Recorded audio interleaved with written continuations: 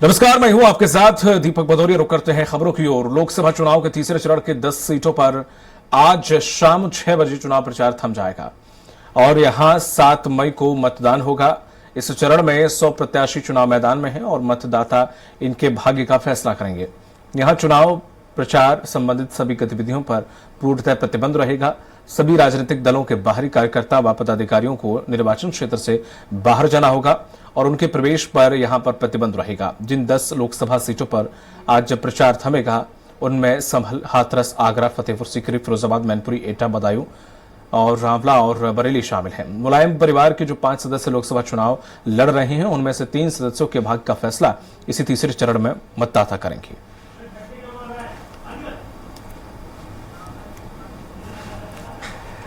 अधिक जानकारी के साथ जुड़ गए हैं उत्तर प्रदेश संपादक राघवेंद्र त्रिपाठी। राघवेंद्र जी, जिस तरह से देखा आज तीसरे चरण का चुनाव है, शाम को 6 बजे चुनाव प्रचार थम जाएगा। सबसे ज्यादा किस पार्टी ने जोर लगाया, कौन पार्टी सबसे ज्यादा कामयाब रही, और साथ ही साथ ये भी जानना चाहूंगा कि कौन कौन सी मुख्य सीटें हैं। 3 सपा की मुख्य सीटें इसमें आ रही हैं, तो जहां पर मुकाबला बहुत दिलचस्प होने वाला है और बहुत खास वो सीटें और हॉट सीट मानी जाएंगी। देखिए दीपक जी, तीसरा चरण बहुत ही महत्वपूर्ण है इंडी गठबंधन के लिए और भारतीय जनता पार्टी के लिए भी, क्योंकि दोनों गठबंधन के जो सहयोगी दल हैं उन्होंने पूरी ताकत लगाई है। और आपको बता दें, जो 10 सीटें हैं इनमें 2 सीटें पिछली बार के चुनाव में समाजवादी पार्टी जीती थी, एक मैनपुरी, दूसरा संभल। लेकिन इस बार भारतीय जनता पार्टी इन दोनों सीटों पर पूरी ताकत लगा रही है। प्रधानमंत्री मोदी की उस इलाके में रैलियां भी हुई हैं, योगी आदित्यनाथ 22 रैलियां किए हैं उस इलाके में। तो कहीं न कहीं कोशिश है भारतीय जनता पार्टी को किसी तरह से इन सीटों को समाजवादी पार्टी से छीना जाए। वहीं समाजवादी पार्टी इटावा में, संभल में, इसके अलावा आंवला में, बरेली में अपनी पूरी ताकत लगा रही है कि इन सीटों को भारतीय जनता पार्टी के कब्जे से छीना जाए। और सबसे बड़ी बात है कि समाजवादी परिवार में जिन 5 लोगों को टिकट दिया गया है उसमें से 3 सीटें इसी चरण में आती हैं। फिरोजाबाद से अक्षय यादव मैदान में है, मैनपुरी से डिंपल यादव मैदान में जो अखिलेश यादव की पत्नी है, और बदायूं से शिवपाल यादव के बेटे भाग्य आजमा रहे हैं। हालांकि यह तीनों, मैनपुरी की अगर हम बात कर छोड़ दें तो मैनपुरी के अलावा दोनों सीटें 2019 के चुनाव में भारतीय जनता पार्टी जीती थी और उस समय शिवपाल यादव अखिलेश यादव के मुखालफत में खड़े थे। लेकिन यह चुनाव अलग है। आज शिवपाल यादव अखिलेश यादव के साथ खड़े हैं और जमकर प्रचार कर रहे हैं। उन्हें उम्मीद है कि इस बार यह सीटें परिवार को जाएंगी।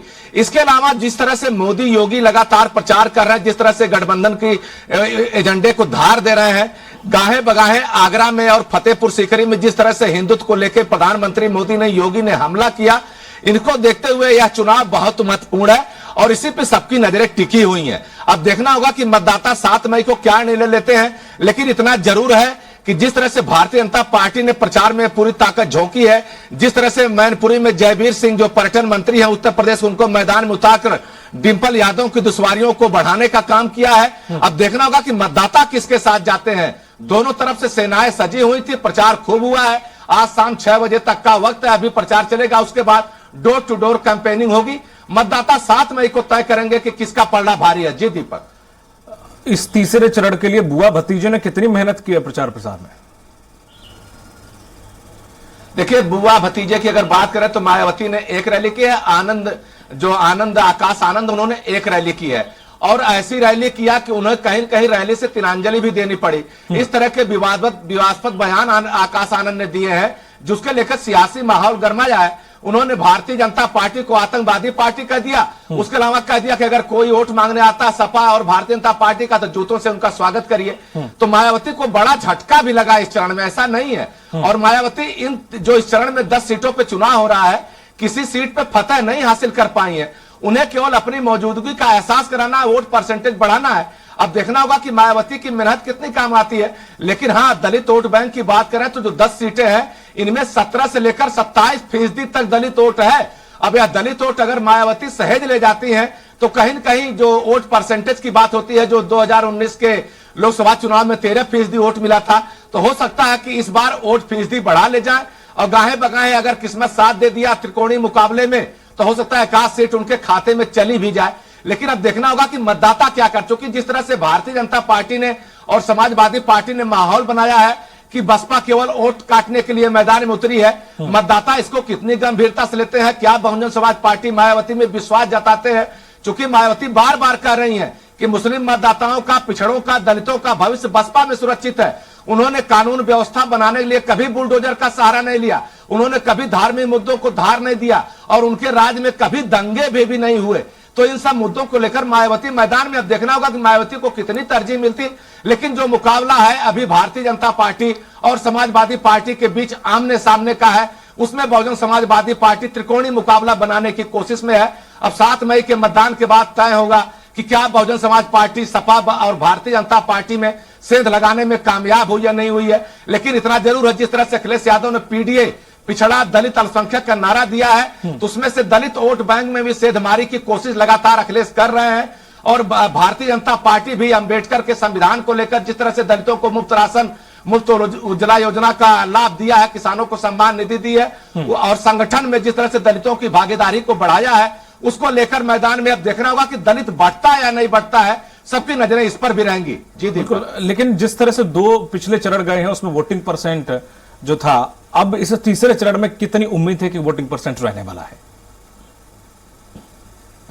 देखिए दीपक जी, वोटिंग परसेंटेज को लेकर भी विवाद है, क्योंकि जब 2 चरण के मतदान समाप्त हुए उसके हफ्ते भर बाद निर्वाचन आयोग ने फाइनल वोटिंग परसेंटेज जारी किया जो 65% तक गया है।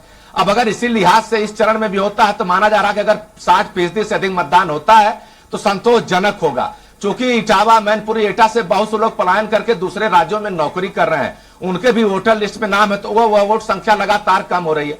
हालांकि निर्वाचन आयोग तीसरे चरण में खासी मशक्कत कर रहा है, लगातार प्रभात फेरियां निकाल रहा है, छोटी छोटी बैठकें कर रहा है। जो समाज के प्रबुद्ध वर्ग है उनके घरों तक दस्तक दिया है कि आप वोट करने निकलिए और लोगों को प्रेरित भी करिए। यहां तक कि नगर निगम ने भी जिम्मेदारियां संभाली हैं, जो उनके कूड़ा गाड़ियां हैं उस पर लगातार माइक से अपील की जा रही है कि आप वोट करने जाइए, लोकतंत्र में भागीदारी बढ़ाइए। अब देखना होगा इसका कितना असर पड़ता है, लेकिन इतना जरूर है कि अगर 65% के आसपास वोट परसेंटेज पड़ता है तो कहीं न कहीं संतोषजनक होगा। 2019 की तरह ही परिणाम सामने आएंगे। जी दीपक जी, तमाम जानकारी के लिए बहुत बहुत शुक्रिया सर। अगली खबर पे आपसे जुड़ेंगे, हमारे साथ बने रहिएगा।